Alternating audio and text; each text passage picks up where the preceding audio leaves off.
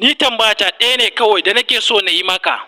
Ka ce, Vedas ma sun ce, kada ku kirkiri gunki na Allah, kuma duk wanda ya bauta wa wani abu da aka halitta, to ya jefa kansa a cikin duhu, haka ne ko? Bambancin da yake tsakanin faɗin Bhagawan da faɗin Allah shine, Allah ya ce idan ka bauta wa wani koma bayana, zan hukunta ka hukunci na har abada, kuma ba zan gafarta maka ba. A cikin addinin Hindu, kuma babu inda Bhagawan ya ce duk wanda ya bauta wa wani abin bauta koma bayana, zan sa shi a wuta na har abada ba.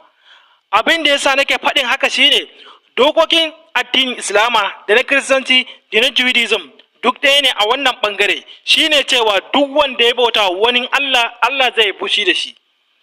Wanda kuma a wasu addinai kamar su Hinduism, Buddhism da sauransu ɗin, su ba su ce idan baka bauta wa Allah, Allah zai saka a wuta ba, saboda yadda ya zo a littafinsu shine, shi Allah mai tsananin hakuri ne kuma mai babban zuciya ne, saboda haka ba zai yi haka ba.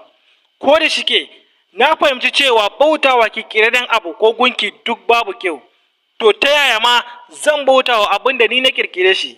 Allah dai shi ɗaya ne kuma babu kamar shi a duniya. To me yasa a cikin nassin Alkur'ani ko Bible ake dangana yadda mutum yake jin daɗi ko rashin jin daɗi ɗaya da na Allah? Kamar a ce, mahaifina ne yana bani kuɗi, yana bani duk kusan komai, yana bani kulawa, sai na zo kwasam na manta da shi. Kaga ai ba zai ji daɗi ba, me yasa? Saboda shi ɗan adam ne. Amma shi Allah yana da tsananin haƙuri, kuma zuciyarsa daban take da nan ɗan adam.